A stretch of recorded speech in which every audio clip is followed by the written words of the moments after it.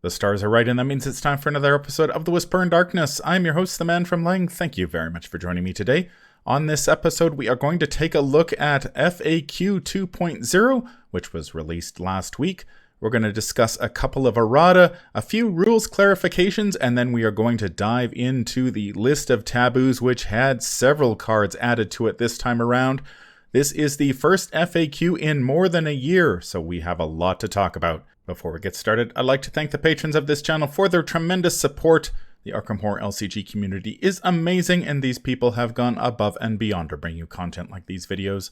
If you'd like to support the channel's goals and see your name on this list, head over to patreon.com, sign up for a tier of your choice, and claim your rewards. That would be awesome.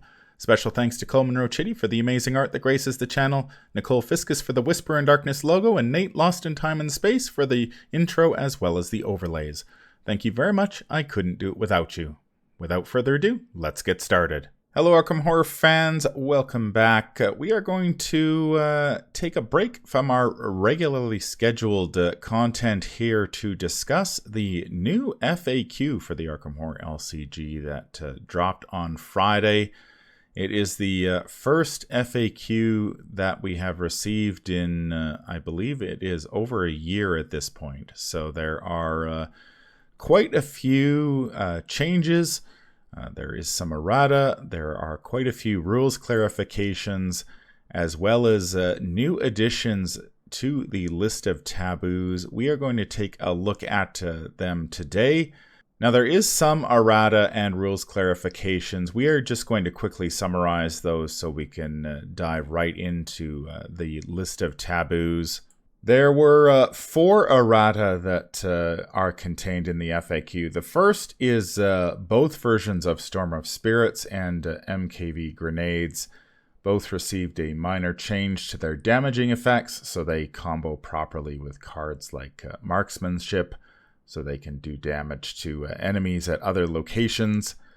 Hallowed Mirror, Occult Lexicon, and Miss Doyle received a slight change to their forced effects so that their bonded cards are set aside rather than removed from the game when Hallowed Mirror, Occult Lexicon, and Miss Doyle leave play. Originally, those cards were removed from the game, so if you somehow lost the Mirror, Lexicon, or Doyle, you were SOL for the rest of the game. Stick to the Plan receives a one-word fix to ensure that the cards that are attached to it do so face down, meaning they are out of play. This brings Stick to the Plan in line with some of the other cards that have been released recently. I believe Ancestral Knowledge being one of them. A lot of these cards now stack things face down. I believe Backpack is another one. So it just brings Stick to the Plan into line with those. And the repackaged printing of the Path to Carcosa campaign expansion changes the lunatic trait on many enemy cards, along with the card titles for several enemies to pull the narrative away from harmful, incorrect stereotypes regarding mental illness. I believe FFG announced this one earlier this year to coincide with the release of the Path to Carcosa campaign expansion. But the changes to the trait doesn't affect the game in any way. Any thoughts on the errata? I do like that they're sort of bringing in line Stick to the Plan with all the other kind of attached cards, just to clarify how those kinds of cards interact, because there was an interaction with Stick to the Plan and how it interacted with researched abilities, if I remember correctly. Or the cards that, like Astounding Revelation, for instance, that would allow you to gain resources at the start of the game. Right. There is a rules clarification specifically about that sort of interaction at the beginning of the game. Okay. Which I appreciate. I don't think the designers intended for you to start the game with 7 resources when you purchase Stick to the Plan. So it's a nice rules change there. And I also appreciate that they went through the effort of changing some of the Carcosa text for clarification's sake, because there is also the issue of if you buy this new box but also buy a return to, there may be some issues with the printings there. So Right. it's nice that they clarify that in the FAQ as well. Yeah. I also noticed to touch on the Storm of Spirits, Mark 1 grenades, and the bonded cards like Miss Doyle. So a few of these clarifications, these were I actually recall like both of these topics being discussed locally, where there was one way to do it that we kind of intuitively thought it would be, and then there was another way to do it that it might have also been. For example, like Mark 1 grenades, like when you throw the grenade, okay, you blow everything up at around it, right? But even though like if it says at your location, it's like you throw the grenade, but then it blows things up around you. Like Storm of Spirits and Mark One grenades have that problem, but it's like, but intuitively, I throw the grenade, it blows everything up around my target, right? Yeah, and these clarifications seem to like bring things in line to intuition. There were several rules clarifications as well. The first of which was the introduction of the limbo state, which has been defined as the liminal state between in-play and out-of-play that transient cards, such as treacheries or events, are in while the effect is being resolved. The designers are quick to note that this actually has no effect on play whatsoever. It's simply sort of clarifying how, if I play an event, is it in play or is it in my hand? The answer is neither. It is in limbo, but no cards will refer to limbo or anything like that. So I think this is just, just a clarification on where those cards are. Another clarification they issued was on shifting cards between your slots. That was unclear. So now an investigator must decide which slot is holding an asset at the time it enters play, and that cannot change unless the contents or quantity of the investigator's slots changes. I think this probably has a lot to do with many of the mystic cards that we have received of late that grant additional hand slots or arcane slots, and they're constantly sort of changing depending on how many arcane slots and hand slots you have. So if you play a card such as Shriveling Now, you have to designate that it's in an arcane slot, and you can't change that to a different slot unless the number of slots changes. I don't think this is really a big issue for a lot of players. I don't think it really affects the game in any real way. So just a clarification there. The third clarification was the silver rule to go along with the golden rule of the game, and that is that if an encounter card and a player card directly contradict one another, the encounter card takes precedence. Otherwise, if two cards of the same type contradict one another, the lead investigator decides. I think we all sort of assumed that encounter cards take priority over player cards, but again, just clarifying how cards interact. And then the FAQ contains a lot of other rulings to further define specific words, such as look at, find, different, take, perform an action, etc., in order to help players interpret specific card interactions. Any thoughts on the rules clarifications? No, I'm always happy to see clarifications like this, especially ones that provide nice examples like these ones tend to do. It's nice to be able to like reference the rules and be like, all right, well, what exactly does the game mean when I have to spawn something farthest from all investigators, like Smite the Wicked? Oh yeah, that was something that actually would come up quite a bit. Like, what does farthest from all investigators actually mean? There's some weird stuff, that happens there. Yeah. Yeah. If yeah, especially in multiplayer games, like what that means is kind of unclear and I'm glad they clarified it as like you sum total of distances, Yes. Yeah. yeah. Yeah, which can lead to some weird stuff where like there's two investigators way over here, okay, and then there's one investigator right here, and like the sum total would mean that farthest from all investigators is like right next to the lonely guy. It leads to some weird things like that, and that's something that's really not intuitive. Yeah, and then I do appreciate them clarifying looking at, searching, and finding, because there are specific interactions, especially with Mandy, that very much depend on the wording. So it's nice that they clarify that for Mandy players. Yeah, it seems that like a lot of card games have they go through this rules growth stage where the more cards that get released, the more different uses of various words in the English language get used. All of a Mhm. sudden they start messing with each other and coming in conflict, and it becomes a tangle. And so rules clarifications like this are kind of unavoidable. Yeah, Yeah, yeah. Every game goes through it. I know yeah. Magic went through it. Uh, has gone through it multiple times actually. Hmm. With 8th edition, and then they went through it again with the more modern editions in like 2013, and then Yu-Gi-Oh did the same thing where they had like a huge like rehauling of all the text on the cards to like make them actually readable. Well, like And physically readable, I've been told that Yu-Gi-Oh, their official font is like 3 point font. it's tiny, yeah. But they like the way that they structure the text now, like, is Okay. cost, timing, colon, effect. So now Oh, you can yeah. like interpret how exactly when and how you can use the effect. So it's nice that they've gone through and done that. So you Are can they printing actually everything on tarot size cards now so you can see everything? no, and of course they're Japanese size cards, so they're even smaller than Arkham cards. So they print But more are they as text. small as other FFG games where the cards are like teensy weensy? Well, we'll get into customizable cards at some point, and then we'll need a Oh whole god, yeah, second yeah. card to put all the text on. But it is nice. I think the other nice clarification here is encounter cards versus scenario cards, because there are quite a Oh few seeker yeah. cards that reference like a scenario card. The one that sticks out to me is True Understanding. Yep. Like, it is a location a scenario card, is an act card a scenario card, It or is it an literally took me encounter card? years to figure this out. Like I just assumed it was like treachery and that was it for Hmm. like literally years. Yeah. And Because I I don't would, it just never comes up.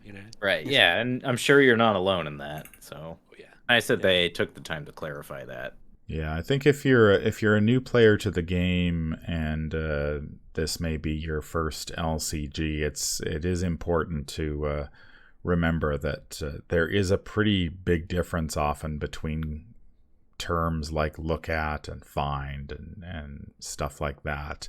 They may sound like they're the same, but usually if you then refer to the rules reference, you'll usually find an entry that specifies uh, what those terms really mean, and so there are subtle differences to pay attention to.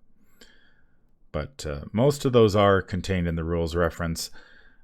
If you have a chance, do check out the FAQ. There are a lot of new entries that are marked in red, but a lot of them are just sort of clarifying things that already were in the game. I think there's some clarifications regarding what you can do with signature cards and stuff like that. But a lot of it we sort of already knew. Basically, like, unless you are the investigator who has the signature card, you basically can't really interact with it in any real way.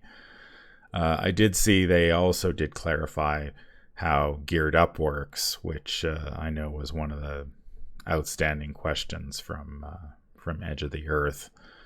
I believe it now says that the cards are played one at a time, which I think now sort of clarifies how it interacts with Backpack. I believe you can now play Geared Up with Backpack properly, rather than before when Geared Up just said play all the items and there was really no chance for Backpack to trigger, and now it does work that way. So It also clarifies Schaffner's catalog because that was also a weird one. If like, okay, so if I play all the items all at once, can I use my Schaffner's catalog to get a discount on items that I'm also playing with Geared Up? So I think this also clarifies that, where you can go, all right, I play my Schaffner's catalog. It has 5 secrets on it, and then I can use those to like discount other items. Yeah, and it just feels more natural to do things one at a time. all right, with the errata and rules clarifications out of the way, let's dive right into the spicy bit of the FAQ, the list of taboos. Always a subject for a lot of debate in the community. Before we get started, I just wanted to ask you guys, how do you approach the list of taboos? Personally, I tend to take it in bits and pieces. Some things I agree with, and I will use other things I don't. I know you're supposed to take it as whole cloth or not at all, but I don't tend to do that personally. Yeah, I'm kind of the same way. I piecemeal what I like out of it and then disregard pretty much anything else. And I think for the most part, my only real issue prior was just Machete, because in solo, Machete's just a good weapon, so I would just I would just take that off the taboo list, but they've done that for me, so I guess I'm following the taboo list now. Yeah. What I've always tried to do is I try to look at, okay, what was the intent? Like, what was the context of this particular entry in the taboo list? And then I would kind of decide accordingly. I think a great example is Drawing Thin. That one is it's very, very powerful if you like lean all the way in on Drawing Thin. Like, I'm going to run 2 Drawing Thins. I'm going to run Take Hearts. I'm going to run Track Shoes to like get extra Drawing Thin, Drawing Thin triggers. So I thought, okay, well, if I were playing a deck like that, I understand why Drawing Thin was on the taboo list. But if I'm not doing that, then, and I want to use Drawing Thin for like a very basic use, like, oh, I'm gonna fail something, let me fail it harder, and I get 2 resources as like a refund, like, sure, that seems fine. Play it for 0 XP and don't worry so much about the taboo list there. In general, though, I've kind of respected the mutated list a bit more because those feel like errata. Optional errata, but they feel like there's a correction being made there. That being said, these corrections do tend to be in the context of I'm playing every card in the card pool. So even then, it's like, just some salt, a few grains, but not, lots of grains. Yeah, I tend to treat a lot of the cards that end up on the chained list as sort of soft banned in a way for me, because, I mean, a lot of them are already super powerful, like the Necronomicon obviously can be easily abused, and so I've played with it. I don't purchase it anymore if I'm building decks, but that is the nice thing about the list of taboos, is that it is optional. So if you like it, you can play with it. If you want a bit more of a challenge, they encourage you to play with it. But if you're just starting the game and you have a small card pool, then I would tend not to worry about it. Or you can even take the parts you like and ignore the parts you don't. I think that's also a fair way of approaching it. Just play the game as you wish and go from there. Now, for those of you who are not familiar with the list of taboos, there are 2 sections. There are the cards that are chained and unchained. Those are cards that have had their experience point costs changed. In most cases, experience points are tacked on to the card, so they cost more XP, and you can't include them in your deck at the beginning of a campaign. However, they have recently began to deduct experience from some cards that they deem to be overpriced in order to get them to see a little bit more play. The first one we saw was I believe it was the Springfield from Undimensioned and Unseen was the first card to receive that sort of change, and we have a couple more on this version of the taboo list. The second batch are cards that are mutated. Those are cards that have had their text changed in subtle ways in order to rein in their power a little bit. The most one of the easiest examples is Rex Murphy, who had his response altered, so it's just limit once per round. Because if you've played him unaltered or unmutated, he can get pretty crazy pretty quickly with all of the other Seeker cards in the pool. We're going to start things off with the chained and unchained cards. They did actually remove one card, as Nate alluded to earlier. Machete used to be chained. It had a +1 experience point cost, and that has been removed. So players may now include Machete in their decks again at the start of scenarios. I believe the designers did this because there are now plenty of weapons to compete for that hand slot in Guardian, and Machete was no longer deemed as overpowered as it used to be, and certainly we are receiving even more weapons in the upcoming Scarlet Keys Investigator expansion, so players have lots of options now, and Machete is back in the pool. I know this is one of the chained cards that I tended to ignore as a solo player. Machete's really good in solo, and so I played with it. I didn't bother with the whole 1 XP. Any thoughts on Machete? I'm glad to see that the designers recognize that too, because honestly, Machete is not even the best weapon, depending on what campaign you're playing. Like, if you're playing Dream Eaters, don't bring Machete. That's going to be a bad time for you. Yeah, it's true. I think Enchanted Blade kind of, kind of took over Machete's spot. Yeah. And I think like a lot of people ended up just not playing Machete for a really long time, and they just kind of got used to playing other weapons. So I think part of it is that too. Like now the player base is sort of just kind of used to not playing Machete anymore, and we've moved on, I guess. Yeah, it's true. We got things like Meat Cleaver, and various rogue weapons, and yeah, I think that's a big part of it too. Is I think not necessarily Machete itself, but that all of the other classes have received playable level 0 weapons. Mm-hmm. Like Survivor now has Derringer that it can play, which is reasonable from the Stella Clark deck.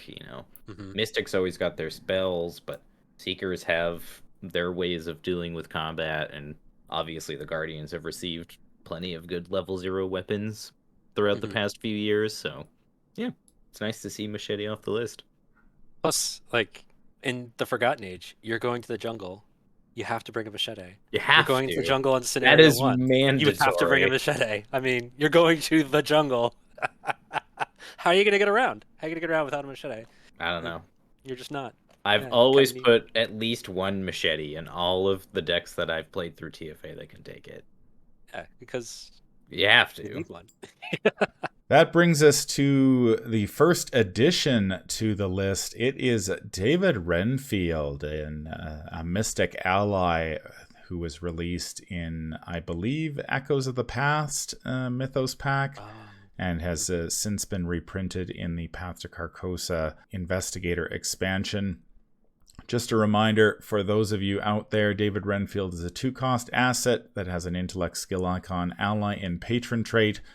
While David Renfield has at least 1 doom on him, you get +1 willpower, and he has a free triggered ability, Exhaust David Renfield. You may place 1 doom on David Renfield, gain 1 resource for each doom on David Renfield. He has 2 health and 1 sanity and takes up an ally slot. Much like Switchblade before it, this is a preemptive taboo. They are finally going to flesh out the adding Doom mechanic that has sort of been in the game for the past 5 years, but they haven't really done anything with it. That is going to be fleshed out in the Scarlet Keys Investigator expansion. And there is the new Mystic Investigator, Amina, who will, I think, lean heavily into that. Probably during playtesting, David Renfield proved to be a little too good in those decks because while you can add Doom to David Renfield using his ability, having a whole bunch of cards that add Doom to assets can sort of ramp him up to high levels of resource generation very quickly. So they have tacked on 3 XP to David Renfield. I have to say, as someone who plays a lot of Mystic, this is a pretty tough one for me. What do you guys think? So remember my example earlier about drawing thin, where, like, personally I felt that it seems like it's one of those things that only gets taboo worthy and broken if you, like, really lean into it. I have a feeling David Renfield is the same way, where he's probably fine and, like, he's fine in, like, every single set we've been playing so far. But I have a feeling like you're going to be allowed to really lean into him starting in Scarlet Keys. So it's like if you don't own Scarlet Keys, or you have Scarlet Keys and you're not playing a lean into David Renfield whole hog deck, then he doesn't deserve 3 XP. You know? Yeah. Yeah. It's tough because like Mystics already are kind of choked with their allies to begin with. Yeah, they don't have a lot. Yeah. They have pretty much Renfield, Arcane Initiate, and Olive. I think are the big 3 that most Mystics play at level 0. Yeah. I mean, don't forget Alyssa Graham, and that's about it at this point. At this point in the carve pool, that's about it. Yeah. So like taking one of those 4 options kind of sucks for Mystics. Yeah. Especially one that really like helped them in an area that they really needed it in their resources. Yeah. It sucks. Because like you were saying, like most Mystic decks are probably just generating like 4 to 5 resources after they pay for Renfield and getting that willpower boost for a few turns, and then ultimately Renfield bites the bullet at some point. Yeah, and it was actually I do admit it's kind of fun to like have a plan to get rid of Renfield. Like you have to throw him under the bus at some point. So so the trick is you have to planning in advance, like when you're gonna throw him under the bus and how. My favorite is Ward of Protection. Play Ward of Protection, buy Renfield. Yeah, or draw a special token off the Shriveling or something like that. Yeah. Bye. Renfield, what happened, man? I don't know. Wow, what a shame. No one could have seen this coming. Renfield is just the perfect like horror NPC. Yeah. Yeah, plus his reference from Bram Stoker's Dracula. Like the name, yeah. Yeah, I think I agree with you with this on this one, Matastrophic. I think if you're gonna play Amina or a lot of the new Doom cards from the Scarlet Keys, probably don't play Renfield as well. But I feel as though by adding 3 XP, they've basically soft banned him for every Mystic, and I don't necessarily agree with that. So I think if I believe I'm playing Renfield currently in my Agnes deck. I might be mistaken about that, but if I wasn't leaning into the Doom thing, I think I'll still just play Renfield as written. Once I get around to playing with Amina and some of her cards, then Renfield will probably return to the box for a little bit. And, who knows, we may be getting other allies that work better in that slot. And so you may not necessarily need to play Renfield anyway. There might be a better choice. So we'll just have to wait and see. But obviously, they did some playtesting internally, and Renfield proved to be too good. So this is a preemptive taboo. The next card on the list that was added is Signum Crucis. This one is one of the cards that actually had its XP cost reduced. Signum Crucis was a survivor skill that cost 2 XP, so now it is a level 0 card.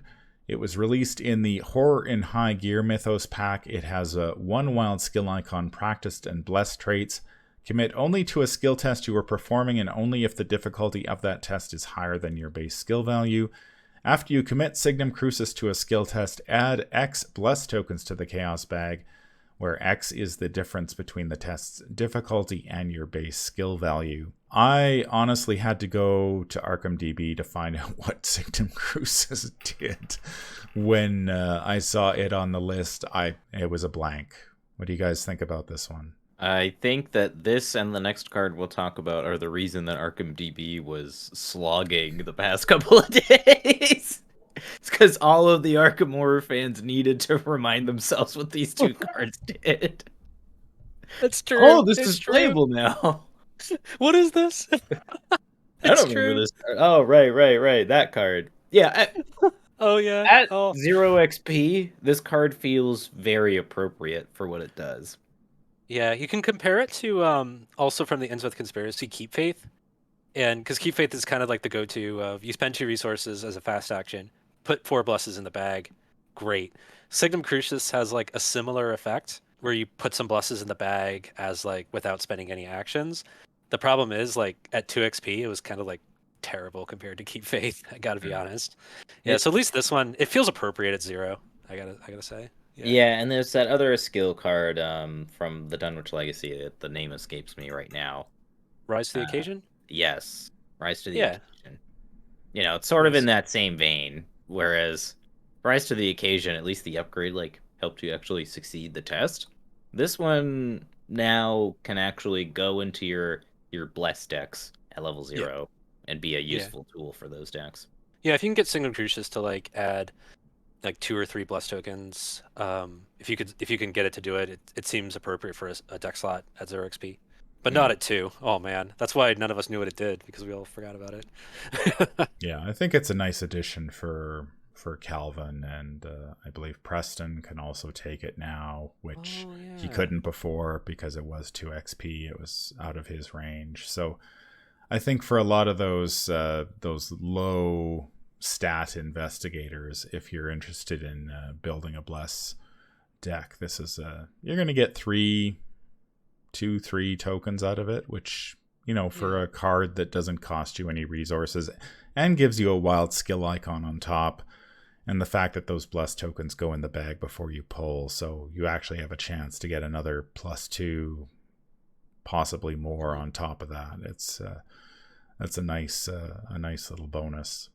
The next card on the list also had its XP cost reduced by 2. This is Rite of Equilibrium. It is a mystic event that was released in the Into the Maelstrom Mythos pack. This is a free event. It cost 5 XP to begin with.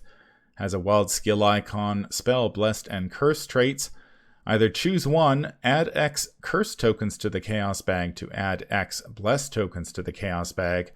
The second ability is remove X curse tokens and X blessed tokens from the Chaos bag to heal X total horror from among cards at your location. I remember when you and I reviewed this card initially, Nate, in the Into the Maelstrom reviews, and man, oh man, it felt like Mystics got screwed with their capstone card for the bless and curse mechanic. Yeah, and it still feels that way. I don't even know if I'd play this card at like 2 XP, let alone 3. Oh wow. Or even 1. I don't know.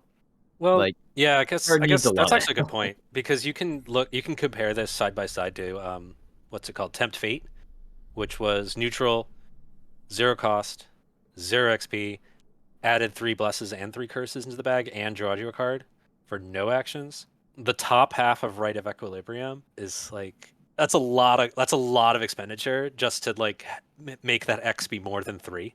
Does that make sense? Yeah, I mean it does fill the bag if that's what you want it to do. If that's what you want, yeah. Which is powerful if that's what you're looking to do, but I don't think it's 5 XP in an action powerful. I wonder if what happened, I think Signum Crucis, its change kind of alludes to this. I wonder if a lot of Bless and Curse cards got cut from Ins with Conspiracy. Because I feel like Bless and Curse is a good idea. They just needed more card slots. I mean, I was saying that during our review of Ins. Oh, during the review? Yeah. Man, great minds, right, Nate? Yeah. Yeah, and I wonder if... so what I am glad of is that cards that generate blesses and curses, they've added 2 of them to the taboo list in like a positive way. Yes, I think they've added a bunch in a positive way, to be fair, which is cool, which I really like. Yeah, because I think more ways to generate blesses and curses were kind of important. I think the cycle wasn't big enough to like have enough ways to really make that work. Like in order to play a bless deck, you kind of had to play Sister Mary just to get enough blesses in the bag. Yeah, so any more ways to get blesses in the bag, I think is very cool. Blessings, you can, if you have access to Survivor, I think you have pretty good tools to do the bless deck. But what's more the issue for me is the curse decks, is that the curse decks just don't really have a lot to do. Oh yeah, you know, like you've got the Seeker Covenant, and then that's kind of it, I guess. Maybe the Rogue one too, but that's not really the same deal. Like you're not trying to take advantage of the tokens, you're just trying to like cancel them. And you had the Mystic, some of those Mystic spells which Mhm. I think are worthy of experimentation. The problem is like you have to like not only figure out a way to get the curses in the bag, but you also have to like survive the -2s that the curses give you. Yeah. Yeah, Which the just Mystic didn't class have enough just didn't tools to help do it. you to do. Yeah, Yeah, exactly. exactly. Yeah. It did. The Mystic class tried to do the paradoxical, having both in the bag at the Mhm. same time, and I've tried that deck out with numerous investigators, and have never gotten it to work. Yeah, Like probably because it's really difficult to get that many consistently have that many blessings and curses in the bag at the same time. it Like you pretty much is. had to have like a full-on mystic plus Sister Mary, or like be Lola Hayes just to like even just to pack in enough generation. Yeah, I think the way I ended up doing it is I tried it once with Jacqueline, and just Okay. slamming in Tempt Fate and uh Rite of Equilibrium. Like that was 10 XP Mhm. of my deck at the time. So 12 XP for this and the Covenant. And then you would basically just hope you draw this. So you had like, Oh yeah. thankfully, you can find this with Arcane Initiate. Yeah. And Arcane Initiate Yeah. like help you do that. And once you find it, it's like it's game on at that point. Mhm. But the problem was that it was just so slow, and Mhm. then it just wasn't reliable enough. And you know, Yeah. it is nice that you get a discount on it, but doesn't solve the problem. And I've never used the second half of the card, so I don't know how useful that is. And I play a lot of Carolyn, and I'd Oh still yeah. find it So it's like useful. healing a bunch of horror. It's like Yeah, the okay. issue is that you have to remove X of each, and there Right. are a lot of times where you draw the tokens unevenly. Oh yeah. So you only have like 2 blessings and 8 curses or something like Yeah, that. so you just end up like Mhm. having to do, the least amount, which kind of sucks sometimes. I don't think I would buy this even at 3 XP. I think probably if you're looking to play the paradoxical deck, Parallel Wendy might be your best option. I think it's interesting that they knocked 2 XP off this card and still kept it out of Sister Mary's paws because she can't take 3 Right. XP cards. So that might have been an issue that they didn't want to drop it down even more because suddenly she gets another way of potentially adding blessed tokens to the bag. Who knows? It still feels like for Tempt Fate, basically a souped up Tempt Fate, it still seems like it's too much. And again, as we've said, I don't know if the payoff is there for doing all this and trying to at least in solo, bless and curse decks feel a step slower than their non bless and curse versions to begin with, and that these changes don't really address that problem. So I could say from experience that team building bless decks can be a lot of fun and can be very effective because like there are enough tools I think for blessings to kind of synergize with each other, especially when you start getting the covenants rolling, like the Survivor Covenant and the Guardian Covenant. Once you get those rolling in like a multiplayer game, it gets kind of nuts and very powerful. But in solo, you don't have anybody else to help you add those blessings to the bag, to actually get your, you know, get the fun started. So like I think it's definitely there's definitely a gulf between solo and 3-4 player when it comes to blessings and curse because of just generation. this one I'm sort of a blind spot for me. I'm not sure whether this change will suddenly make this card more playable. I think I had certainly forgotten about it for the most part, and I think a lot of players, it was simply too much at 5. Maybe 3 will make it more appealing. We will have to wait and see. The next card to be added to the list of taboos is Jeremiah Kirby from the Edge of the Earth Investigator expansion. He now costs 2 XP. Jeremiah Kirby is a 4-cost Seeker asset with an Intellect skill icon, Ally, Miskatonic, and Wayfarer traits. You get +1 Intellect. Response: after Jeremiah Kirby enters play, choose even or odd. Reveal the top 5 cards of your deck. Draw each card with a cost that matches the chosen option. Shuffle the remaining cards into your deck. He has 2 health, 1 sanity, and takes up an ally slot. Now, during our review of the Edge of the Earth Investigator expansion, we weren't particularly impressed by Jeremiah.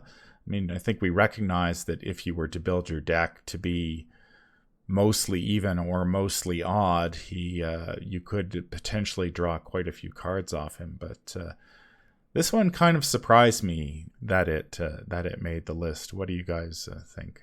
I feel like this is on the list because it enables something else that should be on the list more than itself, if that makes any sense. So Okay. I think Jeremiah is, like you were saying, it's one of those things where if you build your deck in such a way, you can abuse it pretty easily.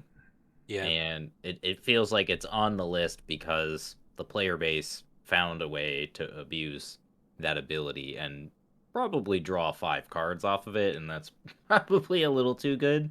Specifically, Pendant of the Queen and its segments of Onyx seem like the go-to sort of nonsense ways where you build your deck to be entirely odd, and then you can find and dig for the segments very quickly with this and No Stone Unturned, or 3 aces if you're playing 3 aces as well. Those types of things where you need to dig into your deck very quickly. Jeremiah Kirby facilitates that.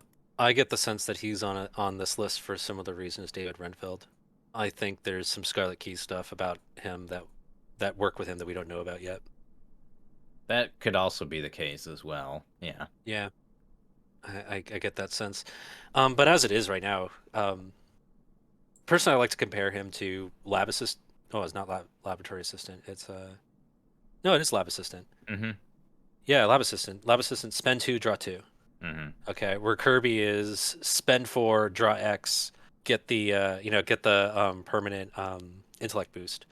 So I think he felt kind of right as he was. If you're not cheating him into play, if you're spending the 4, you end up getting like 3, maybe 4 cards off of him, and then he's stuck around to give you the intellect boost like Milan does. Mm-hmm. It's almost like he's like he forms like a triangle where like you have Lab Assistant, spend 2, draw 2. You have Milan, spend 4, get an intellect boost and some resources, and you have like Kirby in the middle, where it's like kind of a little bit of both. And he felt kind of right at 0 XP, but I do suspect that there's some like degenerate stuff that you can do, and now they're playing whack-a-mole a little bit. And I think another thing too is that Jeremiah is a really good ally for Charlie Kane. Oh yeah, that could be another reason. Is that Charlie could build his deck, and Charlie could build his deck in such a way where you just draw a crazy number of allies, and then you can use Charlie's ability to just boost your skill levels into the stratosphere. Yeah, I wonder if there's some context we don't know about yet. I have a feeling that may be the case, but yeah, I was a little surprised at first when I saw Jeremiah on the list, but then the more I thought about it, I was like, yeah, I can see why it would be on the list if there's something that I perhaps just didn't see initially. But yet it sounds like it's another one of those situations where if you lean hard into Kirby, he's overpowered, but if you just use him casually, then he doesn't deserve 2 XP. Yeah. Because like he's a big non-bow with skills, and I'm a big skill player. So like Kirby isn't very appealing to someone like me who wants to play a bunch of skills, but I know a large portion of the player base doesn't really care for skill cards. So Jeremiah was joined on the list by another ally from the Edge of the Earth Investigator expansion, Janae Beauregard. She is a Seeker and Rogue ally, costs 5 resources, 3 XP. She has had 2 XP tacked onto her cost, so now she's a 5 XP card. She has an Intellect and Rogue Agility skill icon, Ally and Wayfarer trait. You get +1 Intellect and +1 Agility as a response during your turn. After you move to a location, exhaust Janae Beauregard. Move a clue or a non-elite enemy from a connecting location to your location or vice versa. She has 2 health, 2 sanity, and takes up an ally slot. Now, Janae is a card I haven't had a chance to play with yet, but I had heard that she was very, very, very good for what she did. Yeah, I'm assuming that there's just a lot of ways to be able to abuse her ability. Where you move clues or you move enemies away. And that alone can solve so many issues. in so many Yeah, scenarios that kind of true. Yeah. I was a bit surprised, but I I kind of assumed that 5 resources would be enough to kind of disincentivize people from playing her, because that's a lot of resources. But Mhm. I mean, you do get a lot of benefit out of those 5 resources with this card, so yeah, I can Yeah. see it. I don't know if So 5 XP is appropriate, but 3 XP is definitely a bargain. I think what's going on is that okay, so we've seen David Renfield, we've got Jeremiah, we've got Janae, but see, like you and I, when we have our discussions and our games, we tend to think about allies like Peter Sylvester and Lola Santiago, who I remember we directly compared Janae to when we Mhm. were doing our Edge of the Earth review.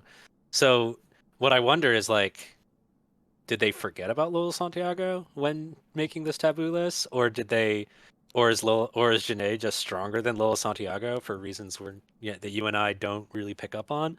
Yeah, I don't Yeah, that's know. what I'm. Honestly, it's a good Yeah, question because I feel like Janae is on par Lola with Santiago. Lola. Yeah. Yeah, But maybe it's just because multiple classes can take her that it feels more. I yeah, I honestly don't know. Like yeah. This one, this one I yeah, think hit me kind of out of left field. I was really surprised to see this one on the list. yeah. Like I know it's a good card. I've only played with it like once or twice, but Hmm. it never felt to me anyway that it was Nuts. inappropriately powerful. Yeah. Yeah. I But mean, I I, also played I, mostly 2-player, so maybe yeah, there's something in 3 or 4-player where it just gets ridiculous. yeah. I would be less surprised if allies like Peter Sylvester and Lola Santiago and Delilah Rourke and Ikiak all appeared on this list as well. Mm. Yeah, like that would tell us that there's some ally stuff coming in Scarlet Keys, and we're gonna take some allies who were like really pushed and dial them back a bit. Then I wouldn't be so surprised. But like what we have here is like we have like Renfeld, and then we have a couple of Edge allies, and they just showed up out of nowhere, Yeah. which seems a little confusing. Yeah, and of course they forgot the most important taboo for Jeremiah Kirby, and the taboo list did not explain why he's the Arctic explorer in the Antarctic expansion. So maybe in a year, that would solve itself. Maybe it'll Mhm. take an errata, but as for now, we still have that. Well, Maxine did acknowledge in the article that appeared on FFG's website that the taboo list is not all inclusive. It doesn't have all of the powerful cards that probably could be on the taboo list, and it doesn't push all of the weak cards that probably could get boosted by the taboo list due to simply making the taboo list too unwieldy and too long, which, I mean, I don't think that's a particularly good excuse. I mean, card games PDF. I mean, it's have not like you have a word count. card games tend to you fix the cards that need to be fixed, and if that ends up being a long list, so be it. The other issue they mentioned was just design time. Again, I don't know. I don't work for FFG, so maybe that is a big issue. So maybe Lola and Janae are on the same power level, and Janae got hit with the nerf stick and Lola didn't, and that's just a design time issue, or they just didn't want to make the list too long. I don't know. That's who knows what's going on there. So as they say, not all of the cards that need to be nerfed are on this list, and we'll just have to, perhaps in future facts, whenever they come out, maybe that'll change. But for now, we have David Renfield, Signum Crucis, Rite of Equilibrium, Jeremiah Kirby, and Janae Beauregard, all having tweaks to their XP. I don't think it's really a surprise here that how many Seeker cards get added to the list. 2, 3, 3 more, 4, 5 Seeker cards get tweaked in this one. So I'm sensing a trend here. Yeah. Oh, 6. Sorry, there are 6 tweaks to Seeker cards on this list, so take that as you will. Let's move on to the mutated cards. These are cards that have had the additional or altered text. The first one, I think we can actually bunch a whole bunch of they're all in their separate entries, but you can all sort of group them together. You've got Ritual Candles, Jewel of Aureolus, Voice of Ra, Dark Prophecy, and Counterspell have all had their text tweaked so that they now work with symbols instead of the indicated symbols on their card. In the case of Ritual Candles and the Jewel and Voice, they now read a symbol, whereas Dark Prophecy and a Counterspell just tweak it to a non-Elder Sign symbol and a non-auto-fail symbol instead of individual symbols. This change really affects Bless and Curse tokens, so now you can use all of those cards which with Bless and Curse tokens, which I think is a good change overall. Yeah, it's a great change overall. It makes the one class that's supposed to be all about bag manipulation good at the mechanic about bag manipulation, which is nice to see. And it's nice too because there is also other edge cases where it works with other tokens as well, like frost tokens from Edge of the Earth. Now you can draw a frost token and you can cancel it, which is nice if you've got a lot of frost tokens in the campaign. It's just nice to see them future-proof it as well. Maybe there are some other tokens they add down the line, and now they don't need to change the wording on it. They can just stick with this wording, and it'll be consistent throughout the game's lifespan. Oh, yeah, that's true. That's true. Yeah, and I think that's pretty nice. It kind of brings everything together. Because it seems like, Ritual Candles was from, Dunwich Legacy, Jewel of Aureolus, same thing.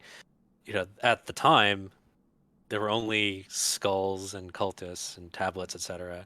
But now there's more. Now years later, they're adding more symbols. So it's kind of nice that all the symbol ones, are all the encompassing symbol cards are all kind of brought together, and consistent, which I think is nice. Personally, I'm really curious about trying Ritual Candles because in that. We were talking about that Mystic deck that likes Temp Fade and likes loading up the bag with Blesses and Curses. Ritual Candles kind of makes them asymmetric, which I think is kind of cool. Like Blesses give +3, Curses take away -1. Instead of being 2 and 2, it's like now all of a sudden they're asymmetric, which I think could be kind of fun actually. Then you add on things like Armageddon, from the Innsmouth Conspiracy, and I think there's a lot of fun to be had there. Another new addition to the mutated list is Strange Solution Acidic Ichor.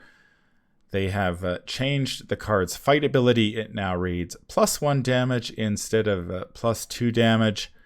I think this one has been a long time coming. I'm honestly surprised it took them this long to tweak this one. The ability for Seekers to hit for 3 damage with a 6 fight was pretty outrageous and made a lot of Guardians weep quietly to themselves in the corner.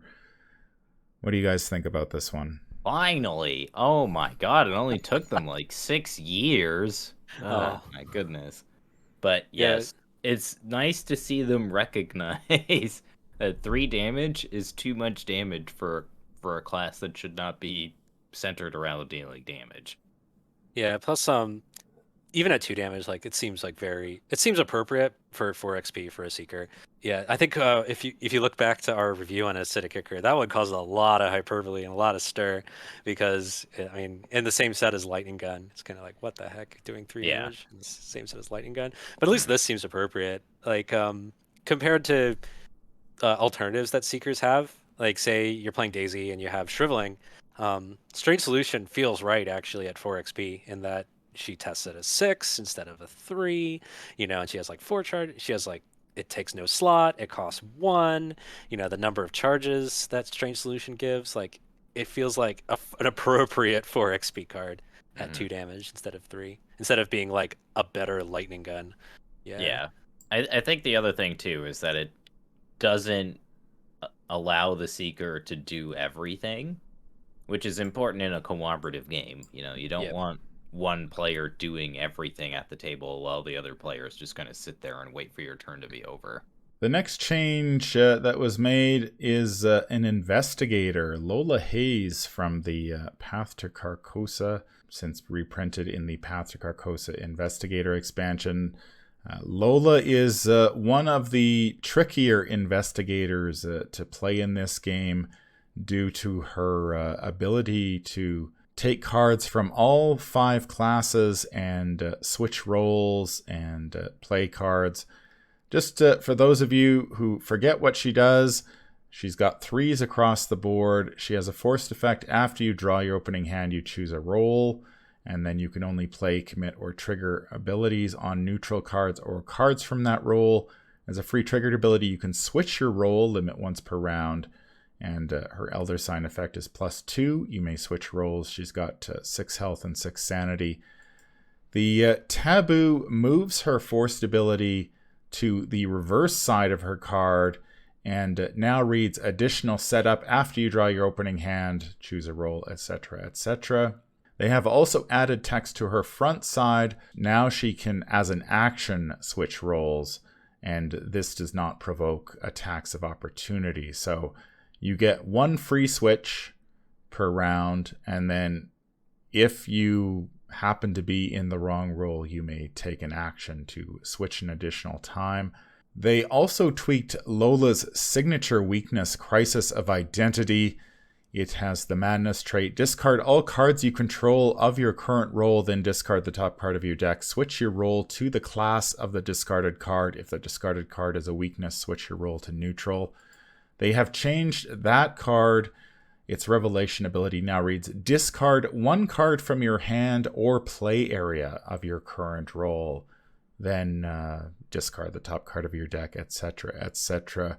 Crisis of Identity was a huge pain for Lola, and this relieves some of the pressure. Fortunately, we have a resident Lola expert in Matastrophic who has played a great deal of Lola. Your thoughts on the changes to one of your favorite investigators?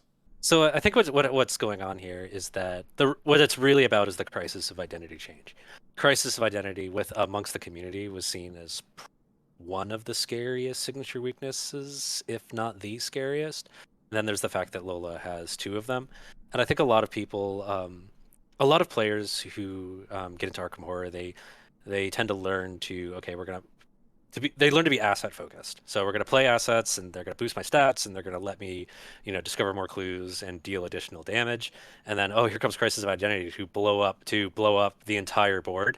So, and then that would cause players to bounce off Lola, to say like, oh, I can't play my typical asset focused deck where I build a tableau of assets, all of the same color, and they all blow up twice a game. But the real major change here is that this Crisis of Identity, it makes it safe. Now all of a sudden you don't have to feel threatened. You can play whatever style of Lola you want, and you'll probably be okay. So it makes Lola Hayes, it makes it way easier to build a Lola Hayes deck and have it function. I don't think it does much to change the really powerful Lola Hayes decks. The ones that were would figure out ways to dodge Crisis, and by playing, for example, lots of events so you don't have assets on the board, or the way I would play Lola Hayes, which is I would just focus on using transitory assets that would run out of charges, and then I wouldn't care if they got blown up by Crisis. So this change, that means you can just just keep going, and you don't have to worry so much about hitting a real hard stop with your weakness twice a game. It does also encourage you to carry some soak in your hand for your key assets, which means that I think a Lola can really benefit by having some card draw, some some solid card draw, like Jeremiah Kirby, for example. You can do some fun stuff with that, or play Preposterous Sketches, or anything that lets you draw lots of cards. So that way, if you're drawing more than 1 a turn, you'll probably have some extras in your hand to pitch to your Crisis. It also encourages you to play some redundant cards, like 2 copies of your key assets. Like a Dark Horse deck, you could play 2 Dark Horses and then dump your second Dark Horse, when Crisis comes up, things like that. All in all, it makes Lola more accessible. And I think that's a good thing. Yeah, having played some Lola myself, I do like this change because Lola is a mentally taxing investigator to play because you're constantly thinking about which role do I need to be in this turn, which role do I need to be in next turn, how am I going to leverage the assets I have now and future assets. And then you throw Crisis of Identity on top of all that, and you're doing a lot of mental gymnastics to think like, okay, I have 10 cards in my deck.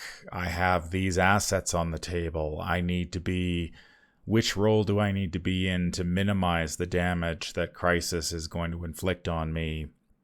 Should I draw it here shortly? And so it added another, I think, layer of stuff you had to think about while playing Lola, who is already, I think she is an advanced investigator, and just adding that extra thought that you had to put into it I found her kind of exhausting to play, honestly. Like, I'd play a couple games with her and just be like, no, I think I'm done. I see. Yeah.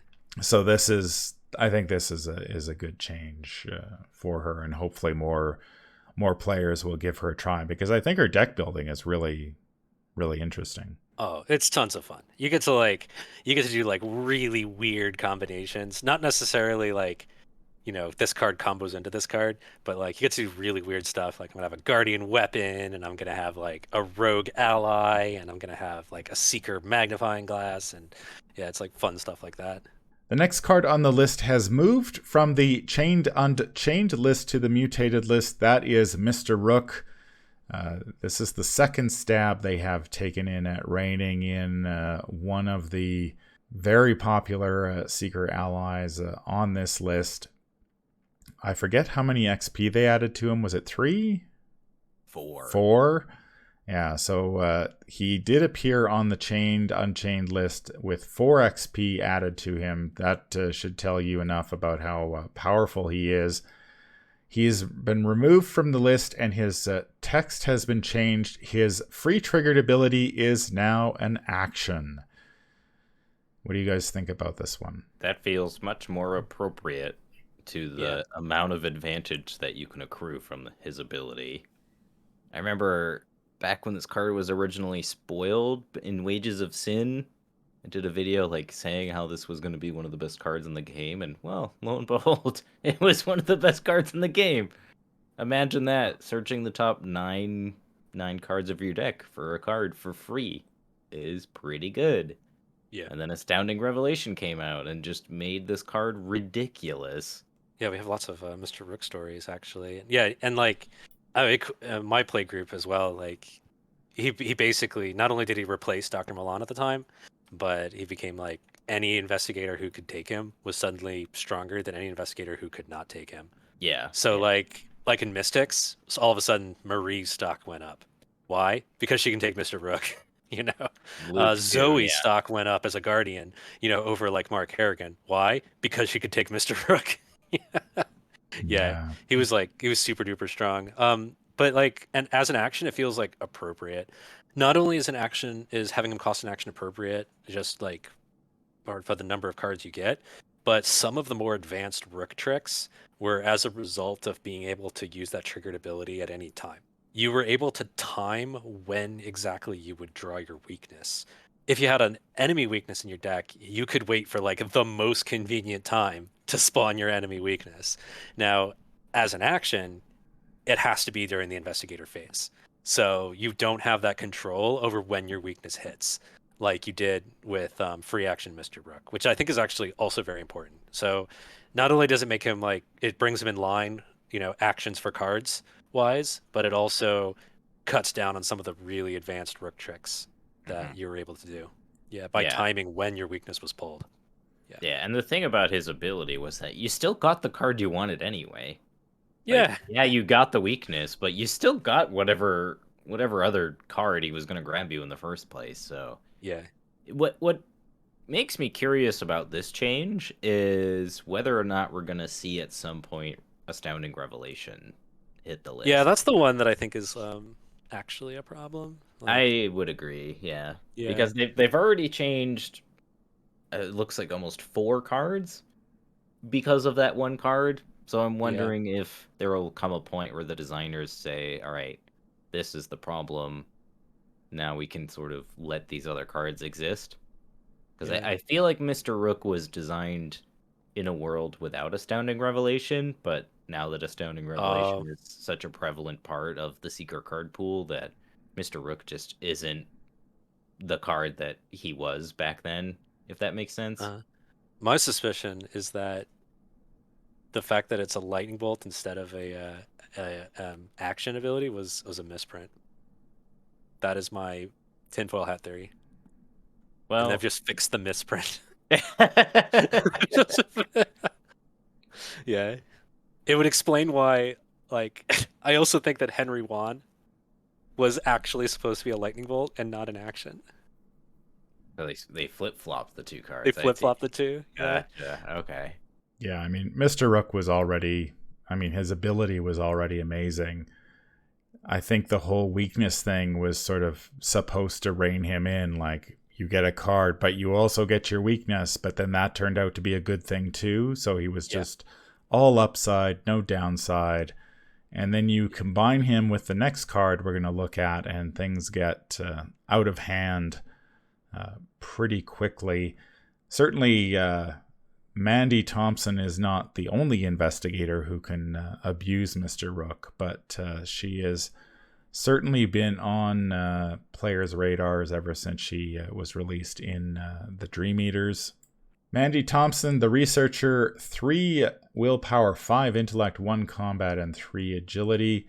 Assistant Scholar trait. As a response, when an investigator to your location would search their deck or the encounter deck, they may either search 3 additional cards or resolve 1 additional target of that search. Limit once per round. As her Elder Sign effect is +0, and you can search the top 3 cards of your deck for a card and either draw it or commit it to that test. If able, shuffle your deck. She has 6 health and 8 sanity. Now, Mandy's changes don't actually affect her front side. They're all about her reverse side. Mandy had the option of having a deck size. At creation, you could choose 30, 40, or 50, and then you get to choose a secondary class, either Mystic, Rogue, or Survivor. And then her deck building options were Seeker cards level 0 to 5, Neutral level 0 to 5, and up to 10 level 0 to 1 cards, or up to 10 level 0 to 1 events and or skills of your chosen secondary class. And then you had to add a number of weaknesses, that being occult evidence, based on the number of cards in your deck. So 1 for 30 cards, 2 for 40 cards, and 3 for 50 cards. Mandy has been now changed. Her deck size is 50, so if you're playing with the list of taboos, you don't have the option of building 30 or 40 card Mandy. You have to build 50, and you have to include 3 copies of occult evidence in your deck. Mandy is not an investigator I have had a whole lot of experience playing. What do you guys think about this one? This is definitely an attempt to rein in Mandy, but I don't think it does enough, personally. As someone who's played a lot of Mandy, this basically does nothing. Because it just allows you to just play more good cards. Like, you know, if you're playing the Segment of Onyx Mandy combo deck, then sure, this is a nerf, but in basically every other Mandy deck, this effectively doesn't do anything. Which I think is a good thing overall, right? Like, Mandy should be about finding the correct tool at the right time, not assembling Voltron in 2 turns. And then winning the game from there. So I do appreciate the philosophy of this change, where we're trying to keep Mandy as sort of this toolbox investigator. That's kind of neat, but also kind of hampering down the more degenerate aspects of her abilities. This is a pretty good change. I haven't I haven't played many 50 card Mandy decks recently, but the ones that I have just felt like normal decks because Mandy just has so much card draw available to her. Mm-hmm. You know, you're basically getting an extra card off her ability every single time, or you're getting the best card with her additional search 3. So she'll be just as good. There'll be no issue. She still has 5 intellect. She can still take Ward of Protection if you need her to take Ward of Protection. She can still do all of those combo things if that's what you want to do. You're just gonna do it slower now. Yeah. And that's fine. It's interesting how the Mandy Thompson 30 card off-class rogue sleight of hand Necronomicon deck was apparently so busted that like 2 years later they're still trying to rein it in. That deck is absurdly good. Yeah. Every single power card in that deck is on this list. You've got exactly. Mr. Rook, Pendant of the Queen, 3 aces, Sleight of hand, Knowledge is Power. It's like literally the whole deck is in here. Yeah, it sounds like they're just taking direct aim at that deck from 2 years ago. Or was it even 3? Oh man, there was a whole pandemic in between that deck and I know. And now. Yeah, I think that deck like started like the final pieces had come out like right as COVID had started, unfortunately. Oh, that was end of Dream Eaters? Mm-hmm. Yeah, end of Dream Eaters, right. Into the starter decks, yeah. The starter decks, yeah, because once because then you had the Necronomicon to do sleight of hand on the Necronomicon. Yeah. Yeah, and like yeah, it's just funny. It's as you say though, like if you were playing Mandy Thompson as like a toolbox investigator, like this change doesn't really mean all that much, you know. Yeah. And but they're taking direct aim at the degenerate Mandy Thompson deck, and even though like I think as time goes on, hopefully I think FFG will start realizing this, that the real problem is like free action card draw, like it's like lots, because you just take free action card draw and you combo it with more free action card draw and things. You can just build a Voltron and by turn 2, right? And just crush everything. And I'd hope they'd take more direct aim at that, rather than playing whack-a-mole on all the various components that enable, a single crazy deck. Mm-hmm. Yeah, because Mandy is really only as powerful as the cards that she can tutor out, and the combos that she can fetch out. So if you can make those more reasonable, then Mandy will be a fine investigator. But yeah, I mean, just looking at the taboo list alone, you can see that 3/4 of that deck from 2 years ago is on here. So yeah. The next card on the list is Flute of the Outer Gods. Now, this is a mystic asset that was released in the Lair of Dagon Mythos pack. At the time, I believe this was the most expensive XP card in the Mystic card pool because it had exceptional. So it cost 8 XP. It has a cost of X, which we'll get to in a minute. It has a willpower, combat, and agility skill icon, item, instrument, relic, and curse traits. Exceptional seal up to X curse tokens, and then as an action, exhaust Flute of the Outer Gods and release 1 curse token sealed on it. Choose a non-elite enemy at your location. Either move the chosen enemy to a connecting location or deal its damage to an enemy at its location. This action does not provoke attacks of opportunity, and it takes up a hand slot. Flute of the Outer Gods has been changed. It loses the exceptional keyword, so it now costs 4 XP. So it had its XP cost slashed in half, and but it is limit 1 per deck. So you don't have to pay as much XP for it, but it's still limited in your deck. Well, there's a reason for that, because if it wasn't limit 1 per deck, then you would have to go and buy a second copy of that Mythos pack in order to have another one. Yeah. So we talked a little earlier about how Mystics got royally screwed with their capstones in the Innsmouth conspiracy cycle. Rite of Equilibrium being a bit of a dud, and this one, man, I still don't know what to do with it now. Maxie Newman acknowledges in the FFG article that this card scared her initially because apparently during playtesting, some wild stuff happened, which resulted in this one getting the exceptional keyword and having its XP jacked up. I don't think this card has made a huge impression on the community. I think a lot of people probably had to come to Arkham DB to remember what this card actually did, and I'm honestly still don't see how this one gets out of hand, but maybe you see something I don't? I don't know. Honestly, I remember when we reviewed this card, we were at a loss of what this was meant to do, and I still feel that way about this card. Yeah, I'm not sure what happened here.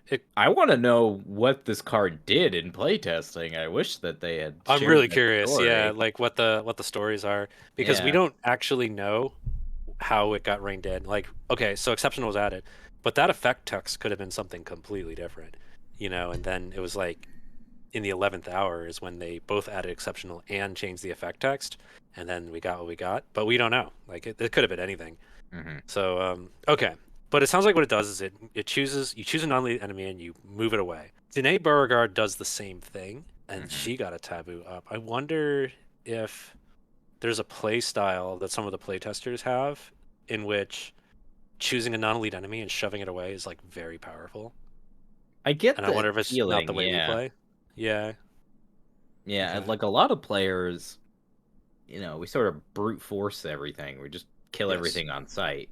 But yeah, there's definitely, it seems, a large emphasis on enemy movement.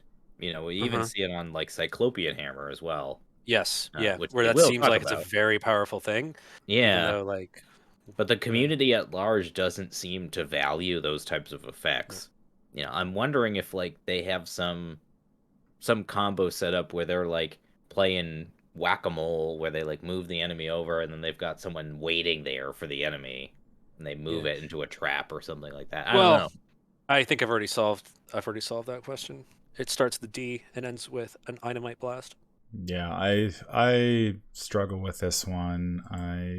I mean, moving an enemy away, okay, sort of like bait and switch, sort of. Yeah, another like card that's very under a bunch of effects that we haven't been too charitable towards in our reviews, and then or dealing damage to an enemy at its location. I mean, okay, most enemies only are going to be dealing 1, maybe 2 damage most of the time for X cost and a whole bunch of curse tokens to set up. That just seems like it's not going to happen. I think it is worth noting that if you do visit the Flute of the Outer Gods page on Arkham DB, there is already a comment about the taboo, and writing it off is still terrible. So people have wasted little time in weighing in on this one. Maybe it sees more play, but without, like you said, without knowing how this card has evolved since its first iteration, it's pretty tough to say how it was broken or required sort of the exceptional amount of XP you were paying for it in the first place. Yeah, I do wonder if it's just a kind of a stone unturned by the community is shoving enemies around. Maybe it's just something we just have, like, we as a community, as a larger community, like it's not in our collective consciousness yet. I mean, maybe it, we are getting the new concealed keyword in the Scarlet Keys or campaign expansion that will be on some enemies, and maybe Flute has a role in that. It sounds like we've seen a couple of spoilers that suggest enemies might be sticking around a little longer than a couple of actions. I know. We keep saying that with every set. Like with even like back in Dunwich, we were talking about this concept of enemies sticking around longer. And so I wonder if it's just something that's like a persistent gulf, between design and community. We are going to wrap things up with 4 cards from the Edge of the Earth Investigator expansion. The first is one of 2 Seeker cards that were added to the list. This is Prophesiae Profana, Atlas of the Unknowable. It is a 4-cost asset that costs 5 XP, has 2 wild skill icons, the item, relic, and tome trait. While you are not at the locus, you get +1 intellect, +1 agility, and you may ignore attacks of opportunity as a response after Prophesiae Profana enters play. Choose a revealed location. That location is the locus until Prophesiae Profana leaves play. And as an action, you can move any investigator to the locus. Takes up a hand slot. This one has had its text altered, so you still get the +1 intellect and +1 agility, but you only get to ignore the first attack of opportunity against you each round. Not all attacks of opportunity. Thoughts? We had tagged this one with a curse token during our review, and does this rein it in? Not really. Honestly. Yeah. Like, how many attacks of opportunity are you taking per turn? Mostly 1, right? Yeah, exactly. But at least it doesn't let you completely negate half the game, by negating all attacks of opportunity. That's true. Yeah. It's not completely ridiculous. It's only kind of ridiculous, I guess, now. Yeah. Because I think we focus a lot on the teleportation effect and how it can completely nullify movement-based challenges. And it still does that. Yeah, it still seems pretty outrageous for what you get. 1 attack of opportunity per turn is probably really doesn't change a whole lot about the card. Maybe this one will get a few more tweaks in a year or so when we see the next FAQ, but not a huge change there. The next card on the list is Black Market. This is a rogue event, 1 cost, costs 2 experience points. It has the favor trait, fast, play at the start of the investigation phase. 1 at a time, reveal cards from the top of any investigator's decks until exactly 5 cards have been revealed. Set those cards aside out of play. While set aside, any investigator may play any of those cards as if they were in their hand.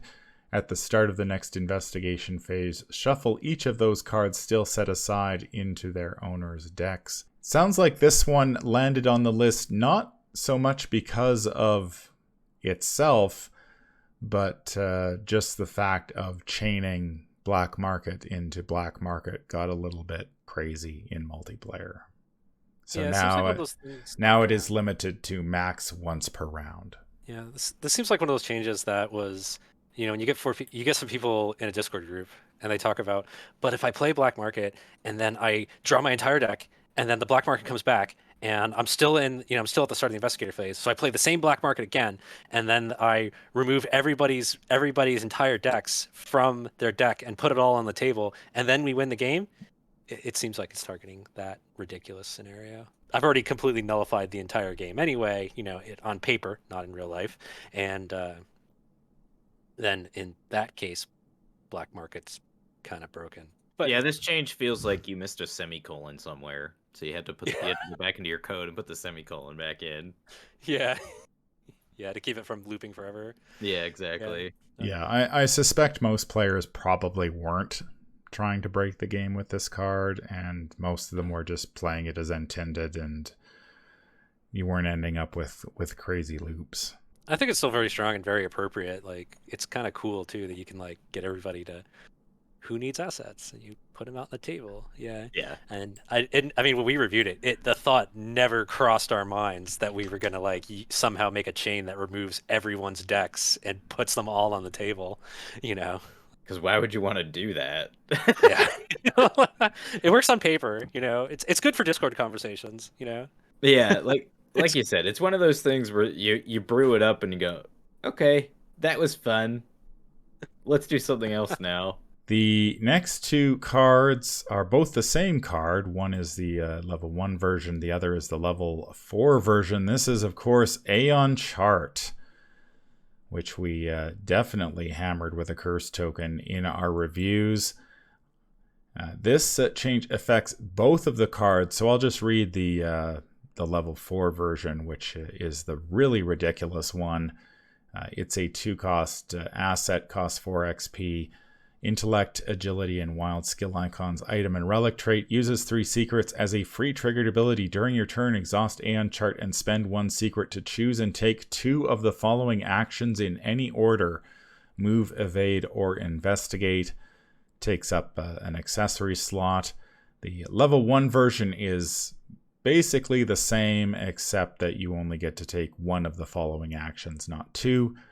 The change to both versions is that now the card reads following basic actions instead of following actions. That means you can take basic move, evade, or investigate actions. You cannot take the souped up versions that are available on other cards in play. What do you guys think about this change? I don't know. I don't think that really does anything. Like, you're still generating extra actions, and I would imagine most of the time those actions are move anyway. So if you're moving, it doesn't matter whether or not it's a basic action or a regular action, unless you have some ridiculous move action card. But even still, like, this card is still really good. Yeah, at least the level 1 version, it doesn't like run circles around like say Leo DeLuca anymore. You know, because Leo DeLuca allows you to do any action and can I use don't any know. of. Yeah. I'd still find that arguable just because of its cost. Like, it That's true. comes with 3 charges and costs 2 resources, but you can recur it over and over again. Which seems to be where the real problem lies. Yeah. Is recharging the secrets or, recurring it over and over, doing things that are, out, like pushing it really far. And that seems to be a common theme with a lot of these taboos, where it's like, if you just do the thing on the card and don't try to solve the secrets of the universe, then it's fine. But it's only when you really push things to the limit is when things start cracking. And I have a feeling Eon Chart level 4 was super strong. That's totally worth a curse token because 2 actions is a little too much. But Eon Chart level 1, it was like, okay, well, if I'm just gonna take 3 extra moves, and spend my accessory slot to do that, that seems okay. I know there's some really crazy investigate substitutions that you can do. I have a feeling that's what's going on here. Unearth the Ancients level 2. Yeah. Oh yeah. There's a bunch of silly stuff that you could do for sure. That's that's kind of why it doesn't really matter. I feel. Yeah. Like, sure, now you're not doing all of those ridiculous things, but you just do those things with your normal actions instead. Like, you're still generating 2 extra actions with this, and then you can still combo it by readying it and exhausting it again.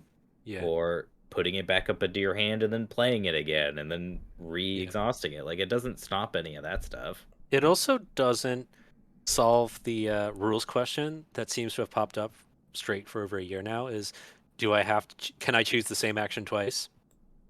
Did not address that question, even though it's frequently asked. I'm kind of surprised on this one that they didn't tack on the remove Aeon Chart from the game sort of thing, considering they have done that to many of the most sort of abusive looping cards. Eucatastrophe, I believe the Pendant to the Queen stuff gets removed. You've got a Watchful Peace, Hollow, any of those ones where players are incentivized to loop the shit out of these cards get the remove from the game text, and this one didn't. So maybe that will come down the line, but I think you're right, Nate. I mean, you're still getting 3 actions. So what if you move? It doesn't affect move most of the time anyway. There aren't a lot of cards that are special moves.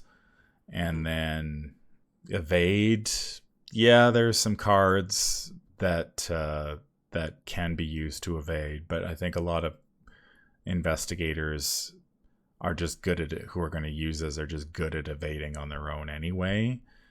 And then investigate, I think, is the big one. There are quite a few cards that let you take superpowered investigate actions, but like you said, you just play those with your other action and then just take the basic investigate with this one. So maybe this is just more cosmetic than actually effective. At least the nerfing of the investigate piece makes it a bit tougher to trigger scavenging. But you still can commit deduction.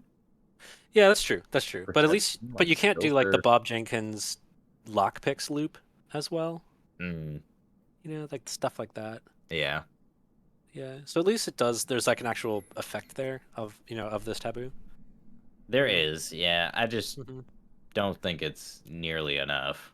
Well, we have been going for a lot longer than I thought we would, but there is a lot of cards that were added to the taboo list this time around. Given that the last taboo list update was over a year ago, we're going to wrap things up with the big hammer, Cyclopian Hammer. 5 cost Guardian and Mystic asset that costs 5 XP, 2 willpower, 2 combat skill icons, item, relic, weapon, and melee trait. As an action fight, add your willpower to your skill value for this attack. You deal +1 damage for this attack. If you succeed and the enemy is non-elite, you may move it 1 location away from you. If you succeed by 3 or more, you instead deal +2 damage and may move the enemy up to 2 locations away from you. It takes up both hand slots. The text has now been changed, primarily the parenthetical text.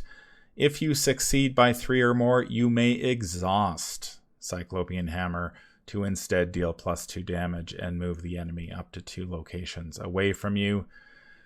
The reasoning given in the FFG's article is just to tone down the damage potential a little bit of this, so you cannot consistently just deal 3 damage attacks willy-nilly. What do you guys think about this? I think it's a reasonable change. It's still a 5 XP weapon, so you expect it to be powerful. So I think this is a very reasonable change. It still deals 2 damage with no ammo on it. If you're comparing that to Flamethrower, which I think is kind of the other big weapon that most people would gravitate towards with a full card pool, this feels in line with that. Rather than being able to spread damage, you're now just whacking at something with a big hammer.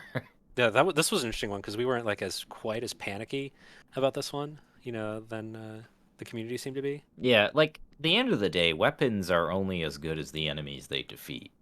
Like dealing 3 damage to a 2 health enemy doesn't really change anything. At least this change doesn't. It means that multiple 3 damage attacks is still the realm of like lightning gun. Yes. At least there's that little difference between ammo and not ammo. Like, yeah, okay. And it gives the lightning gun a reason to exist now. Right? Yeah, that's true. Where it's like if you need something to deal 3 damage every single time you use it, that's lightning gun. Yeah, I like lightning gun. And this still facilitates the Cyclopian Hammer plus enchant weapon combo.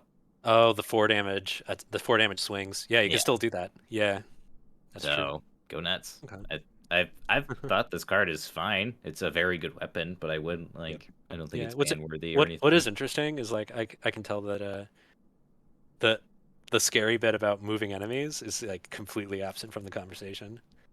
Yeah, it's the damage. It's the reliable damage that's the issue. Yeah, I'm noticing a trend in our discussion here about that. Yeah, I don't think this is much of a surprise to see this here. I mean, Flamethrower did get chained at +1 experience points. Looks like they took a different tactic with Cyclopian Hammer. They probably could have tacked on an XP and left it as is, but decided to sort of address the damage potential of it. And I mean, I wasn't overly concerned about the hammer to begin with, so sure. That is going to do it for our look at the updated FAQ and the list of taboos. Any final thoughts, guys, on on the list? I think overall it's a very solid list. They seem to address, a lot of the cards that I think the community at large were concerned about, which is good. I like the changes to the Mystic cards at large, kind of feature-proofing the way that they interact with tokens. Giving them a buff to Curse and Bless decks is cool. Mr. Rook finally getting the tempo swing that he needed is great. And a little sad about Renfield, but can't be perfect. Well, we discussed our philosophies on how we, use the taboo list earlier. One thing that's definitely true is like in a larger community, given that we're at the point where we're only going to be receiving one cycle of cards every year, and I wish they would update the taboo list like quarterly, just to give us something to talk about, right? Because it's regardless of how emotional you get about the taboo list, it's definitely fun chat. And I kind of wish they would update it more often.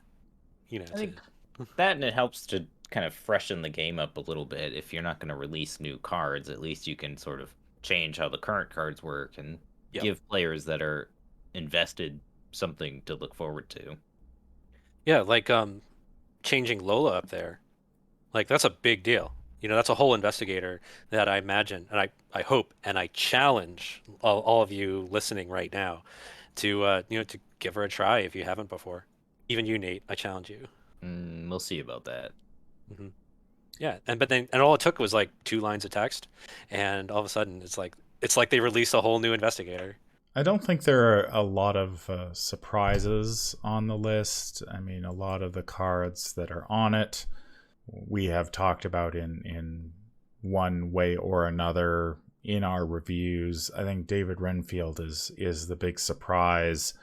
But I think that as we saw some spoilers for the Scarlet Keys emerge, that I know there were some players who were already itching to play David Renfield in the new Doom deck, and this sort of takes a hit at that before it even gets started.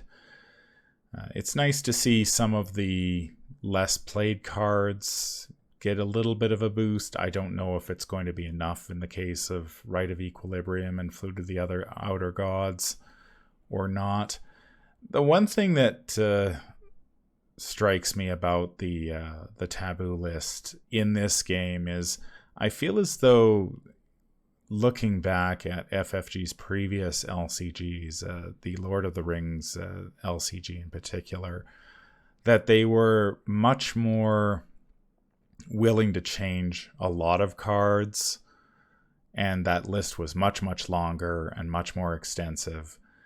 Now, maybe that was a result of just the cards in the game, but I mean, they do acknowledge that they are not tackling all of the overpowered or underpowered cards in this game. And part of me is just kind of like, well, either do it or don't. It's sort of just like, we've sort of done a little bit, but I don't know. It just strikes me as like, if you're gonna start tinkering, you might as well go whole hog. And I just find it sort of ironic that they often talk about like, oh, well, we don't want Errata because it forces people to remember stuff that isn't on the card. We really want to try to keep the whole chained and mutated stuff to a minimum if we can, because we don't want to force players to remember a bunch of stuff. And then they turn around and print something like customizable cards, which includes a whole extra cards worth of text. Don't go there. Don't go there. Oh, we have like at least 2 months left before we have to go there. Oh. So yeah, I just kind of wish, like, if they're gonna tinker, just tinker.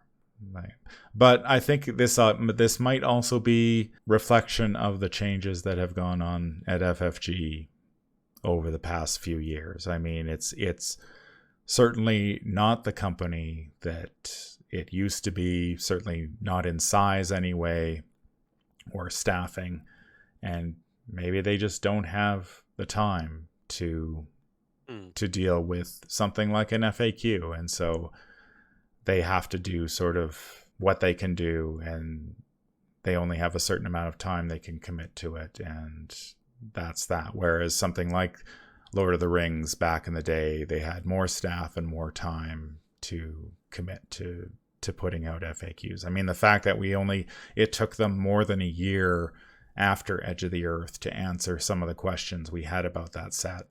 Yep. And I suspect it will be another year before we get answers about the Scarlet Keys, which kind of frustrates me as a player. But I wonder if they included that text about, we recognize that there are more overpowered cards and underpowered cards that are not on this list.